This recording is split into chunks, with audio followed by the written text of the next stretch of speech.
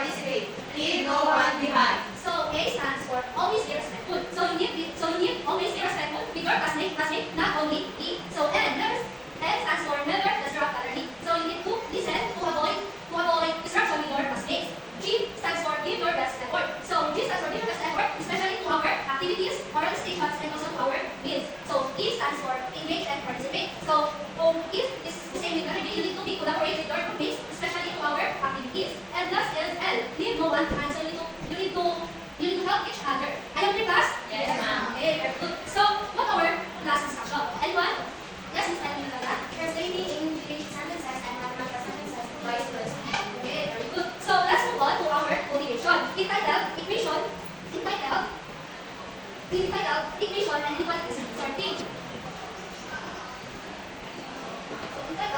and Inequalities Sorting. So I give you an envelope and I will put you into groups. This will be number 1 and this will be number 2. So inside this envelope we have an equations or problems that you post it in the board and you identify if it's either equations or inequalities, and then we give you 5 minutes to answer.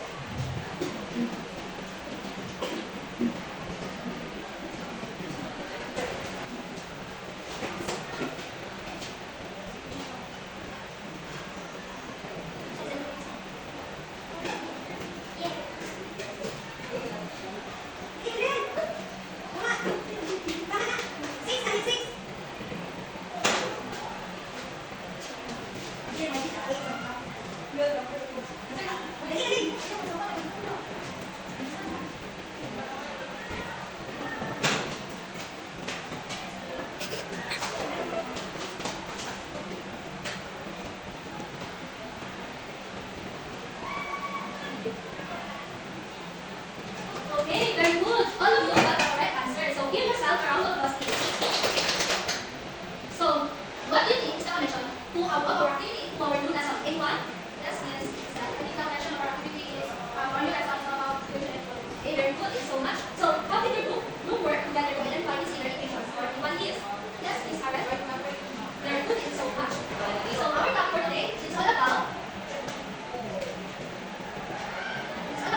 equations and inequalities. So before we proceed for our formal discussion, please read our objectives.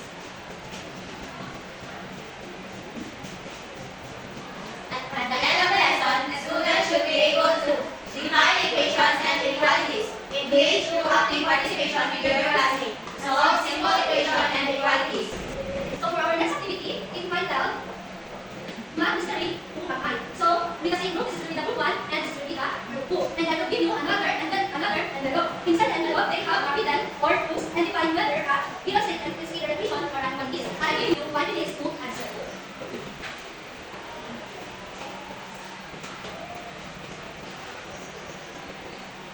Are you done, class? Yes, ma'am. Okay, the group 1 will the first lesson. So good morning, everyone. Our riddles and clues, number 1. Ano yung ito sa yung size of numbers only? You don't need to solve it. Just check by the number of kung bakit. So our answer is equality because you don't need to solve the problem. Number 2, I have a mystery number 3. You can solve it to find out what the part of this and find the puzzle. So our answer is equations is you need to solve the problem. Okay, very good. So give her a good job clap. 1, 2, 3, go. 1, 2, 3, 1, 2, 3. Good job, good job, good job. Number 2 with the next center. You might see me like this, 4x plus 1 equals 9. My answer is equation, na kailangan mo siya i-solve. So sa number 2, I say 3 plus 5 equals 8. No mystery here. My answer is inequalities, and yun ang siya analyze. So very good. So give her a good job clap. 1, 2, 3, go. 1, 2, 3, 1, 2, 3. Good job, good job, good job. So how can you explain that each group belongs to its assigned category in equations and in what is explain your answer? And what? This is itself. Para malaman na kung equation ka and inequalities, since ang equations, equation is also, it is given sa group na right equation and equation and inequalities is equation is so. Thank you so much. So now let's proceed to our topic, which is equations and inequalities. So what is equation? So please read everyone. An equation shows two expressions are equal.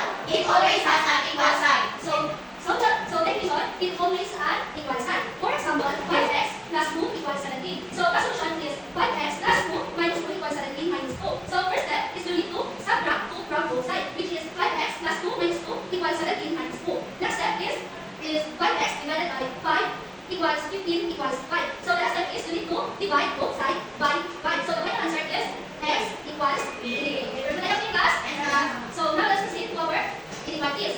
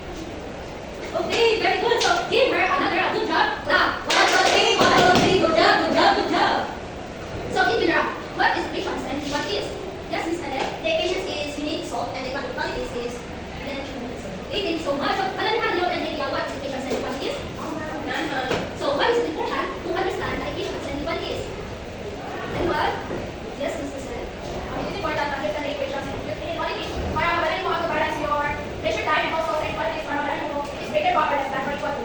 Thank you so much. So give her around